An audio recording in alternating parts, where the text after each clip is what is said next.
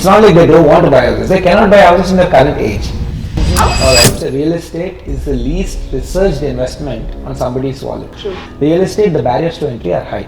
I do agree. But however, I do believe that in the next 3 to 5 years, that is going to have an impact and the entry barriers are going to come down. But yeah, for now, entry into real estate is something I would say anything to the in India at least I would say something minimum $10,000 to $15,000 or 20 lakhs to enter into real estate into a housing category. Hello, hi you awesome people. Today we are with the CEO of ASBL, Mr. Ajitesh, and mana Gen Z's kunna questions and all the myths around real estate, investment and much more. Nakaite doubts unnai. So let's go ahead and ask him what does he think about Gen Z and real estate. All right, hello. Our generation has big time trust issues, right? So what does your brand do to ensure reliance and trust among your clients? That's a good question, Avantika. Particularly, I think mainly around Gen Zs, right? So Gen Zs are for them real estate is like a Greek and Latin. It's like totally off subject. Like how do I even enter into this? Exactly. Kya cheez hota hai? Like they understand equity markets and probably cryptos much better, but not real estate. But I think there are 2-3 things which are happening. Let's understand why something like equity markets are doing it, because there's wide availability of data, right? People can go search online and diagnose a company's balance sheet and then decide whether to invest or not. True. Now, real estate, this was not the case until most of the past, at least in India. US has much better data systems than India. But in India now, the data structures are getting better. Like especially post, I think once RERA, Real Estate Regulatory Act, which came up, if I'm not wrong, I think 6-7 years back, a lot of the data is now being consolidated in their website. Like for example, in a particular location, right, what sort of inventory, like how many condos are coming, how many single family homes are coming, the breakdown, and when is the supply coming. Correct. So basis on this you can estimate the supply demand equation and you can make sure your investment is 80%. So this is one such information. So various such informations, like for example, now there are a lot of content which is out on YouTube regarding in a particular neighborhood how many flyovers are coming, how many big roads are coming. Naturally, if the roads are big, people can commute fast. When they can commute fast, the land price goes up. True. Right? How many office spaces are coming? How many F&B, like how many clubs, restaurants are coming? So if one studies these and does their investment, naturally there's a better success rate and real estate will no longer look like a rocket science. Right. Well, absolutely, because we see what's convenient in and around us to understand where we're going to be. And in fact, there's a science also to this. It's called urban spatial economics. Oh wow! It's this particular field studies around geography, integration of geography and economics, and people needs. Like so using this, there are a lot of theories. You can predict real estate. Right. Let's say here you take an example. There's a good school district. Right. Correct. Naturally, the house prices, land price goes up. Right. It's the same world over. Now, imagine there's one school district in one location, another location there are one school districts and plus the restaurants. Yes, right? There, imagine the good school district are there in both the places. Absolutely. So the increments, like imagine the amenities that are near, like a restaurant, a sort of schools. Imagine this has features. Correct. Which phone do we buy? The one which has more features. Better features. Right? It's exactly the same way. That was a good breakdown. Thank you. Since we had that notion to like the trust issues, something we also have is that we need a lot of money to invest in real estate. Yes. Like unless I have a huge chunk of money, I mean I cannot buy something or like a property or invest in it. How does that look like? What do you think about that? Yes, definitely I do agree compared to most other asset classes like equities or cryptos where you can enter with nominal amounts, right? It can be $100, $50 or $1,000, whatever one's budget might be. Real estate, the barriers to entry are high.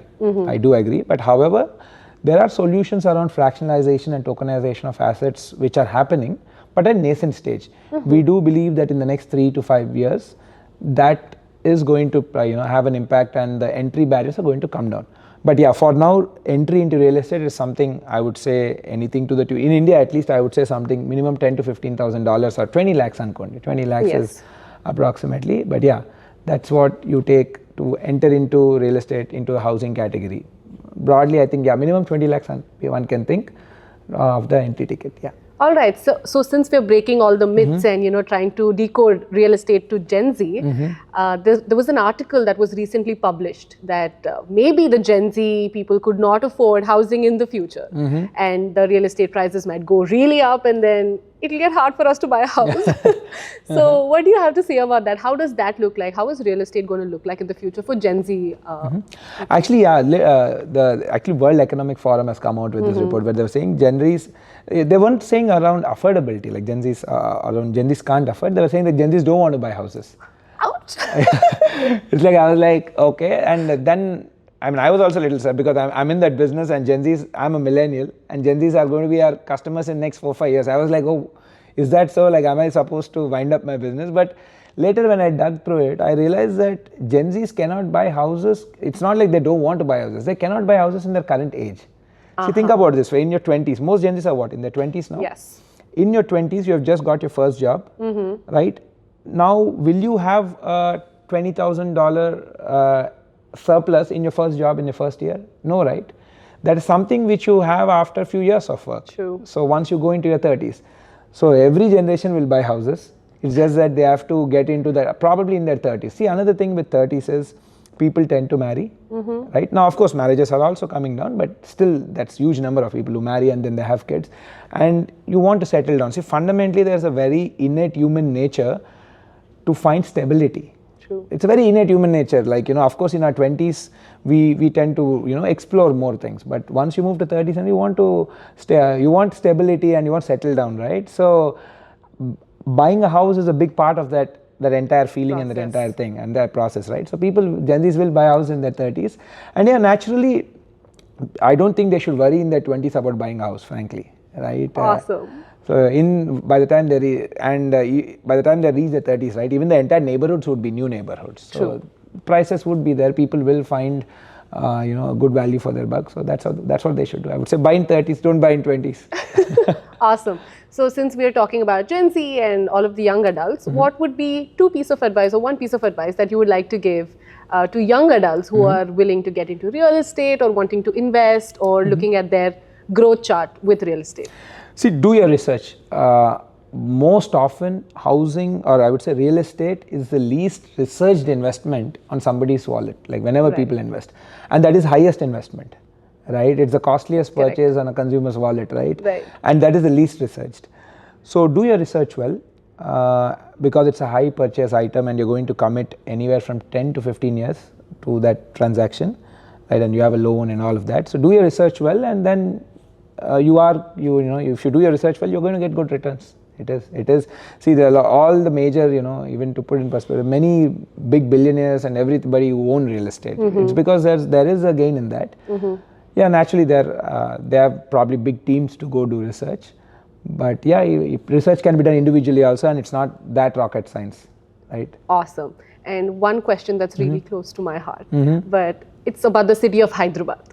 Hyderabad's real estate is always booming, and like lately it's somewhere else. So what is ASBL exactly doing to stay relevant to the booming real estate business in Hyderabad? See, from ASBL perspective, one is the customer understanding. So we totally cater to a working professional, somebody who's working, who has a job, and most of them, like almost 85% of them, are in the tech industry. So because we are very focused on our customer, let me take an example, right? With most of our customers working in the tech industry, both the wife and husband work. It's a double income households. Correct. And if you actually see most of the double income households, people are working, like both the husband and the wife are putting in 50 to 60 hours of work a week, right? So they need more services around childcare, around their daily housekeeping and house management, what we call. And when we did research, we found that on an average, couples are spending 15 hours a week to manage all of this. Now, we are trying to, come up with services to reduce that time. Can I give you back 5 hours, right? Correct. If I can, then I have a long-term business proposition, time is money. Right? Exactly. So you have a long-term business proposition. So that's where we are heading towards, to give more services to our customers. So that's how we are going to be relevant. And also one also is that, like, even the way we are connecting to our customers is also changing. We are able to, such platforms, such discussions, right? We can tell our side of the story, how to probably demystify this entire thing. So I would say these are the few key things we are trying to be relevant. Awesome, awesome. Right. I think that's all that I have for now. Thank you so much. Thank you so much, your Avantika. time. Pleasure Yes. talking to you. Thank Same you so here. much. Thank you so much. Yeah.